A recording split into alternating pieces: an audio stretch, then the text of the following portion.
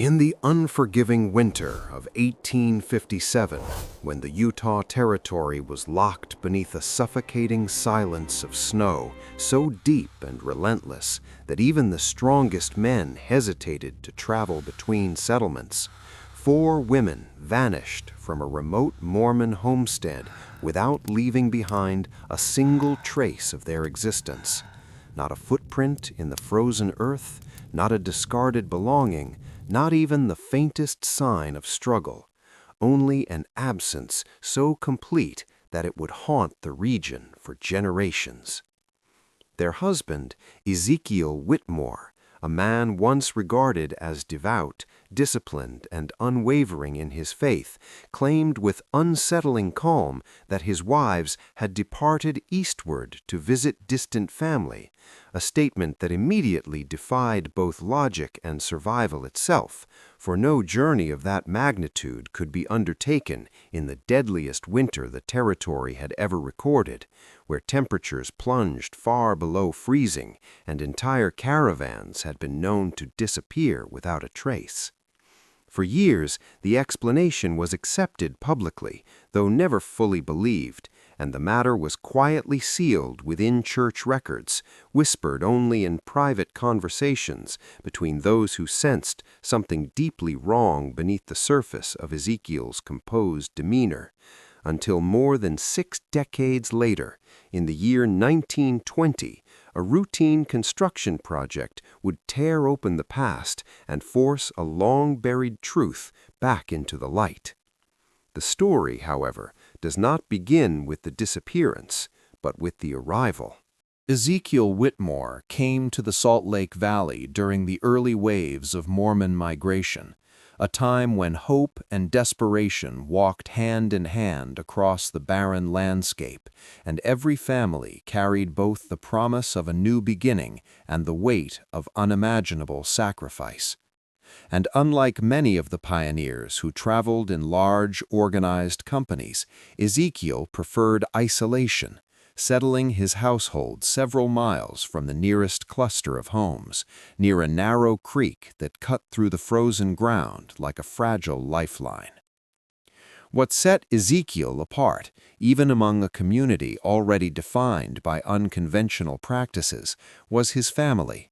4 wives, each bound to him under the principle of plural marriage, each fulfilling a role that extended beyond companionship into something far more structured, almost ritualistic in its precision. Sarah, the first wife, was steady and composed, a woman who had long accepted her inability to bear children and had embraced her role as the organizer of the household, maintaining order with quiet authority that never needed to be spoken aloud.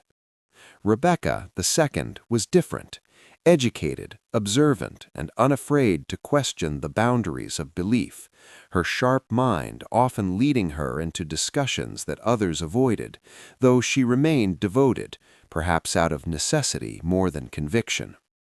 Mary, the third, carried within her the fragile hope of new life, her pregnancy both a blessing and a burden as she endured the harsh journey west, while Ruth, the youngest, barely more than a girl, had been brought into the family under circumstances that spoke more of protection than choice, her presence adding an uneasy imbalance to the already complex household. By all outward appearances, the Witmore family thrived.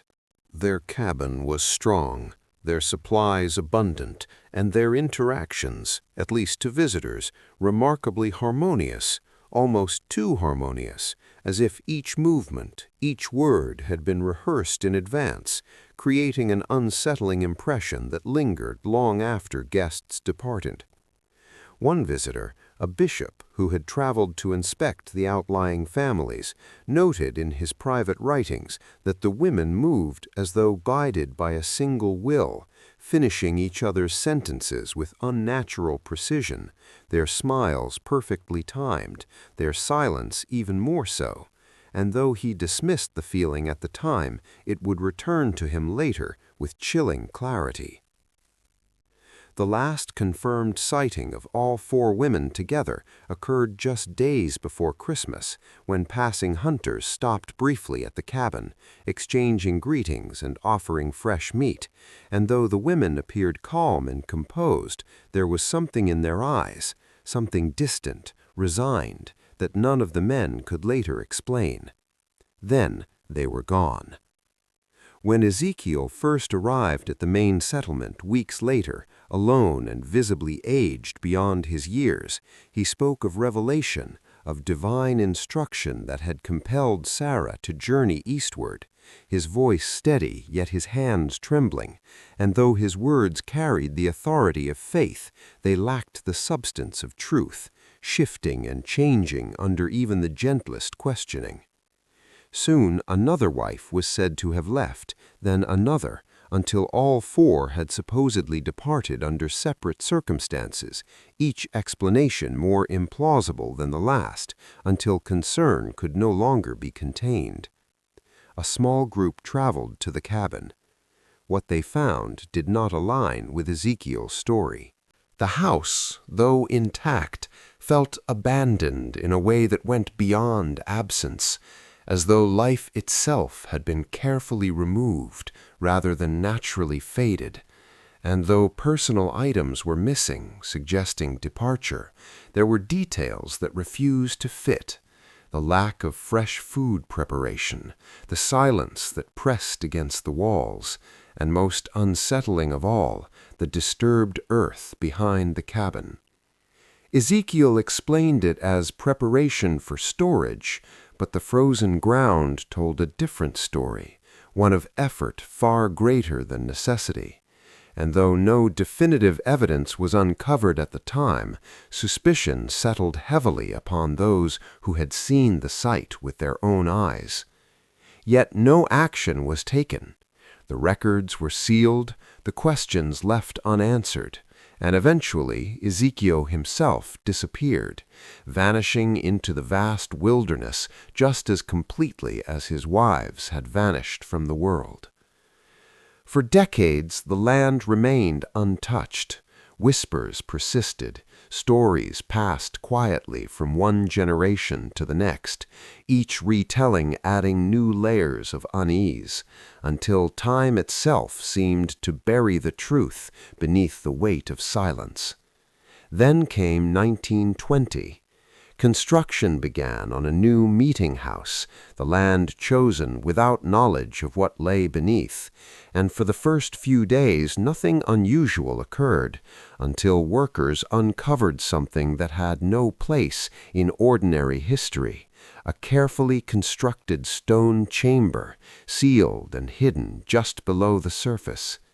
Inside were the belongings of 4 women, clothing, personal items, documents, preserved with deliberate care, arranged as though placed with intention rather than discarded, and among them letters, each written in a steady hand that spoke not of fear, but of acceptance. The women had not been taken, they had prepared. What followed beneath the chamber would reveal the true horror. Deeper excavation uncovered a second space, larger and far more deliberate in its construction, its walls marked with symbols that blended faith with something older, something darker. And at its center stood a stone altar, stained with evidence that time had not erased. Beneath it, the truth lay preserved. The remains of the 4 women, each positioned with care, each bearing the same precise wound, each dressed in garments that suggested ceremony rather than violence. And as investigators pieced together the evidence, a realization emerged that was more disturbing than any act of force.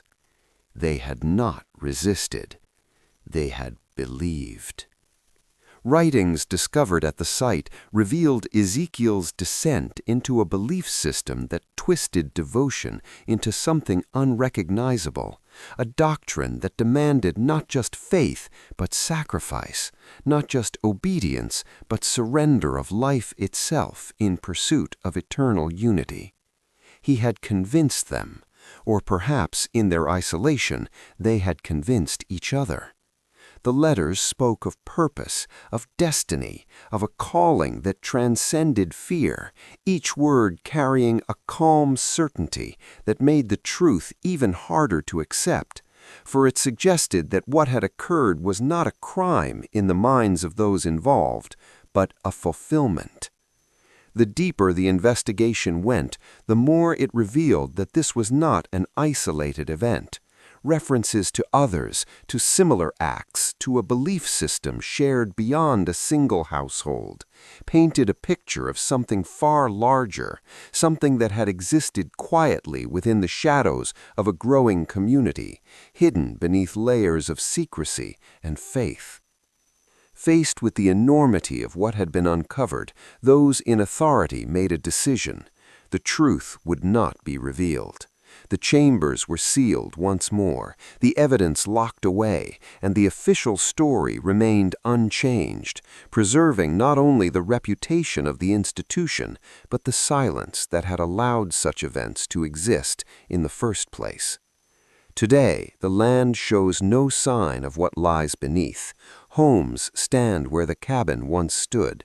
Families live unaware of the history buried below their feet, and the story of the 4 women who vanished without footprints remains hidden, known only to fragments of records and the echoes of those who once questioned what could not be explained.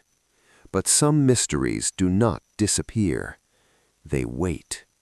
And sometimes they are only one discovery away from being uncovered again.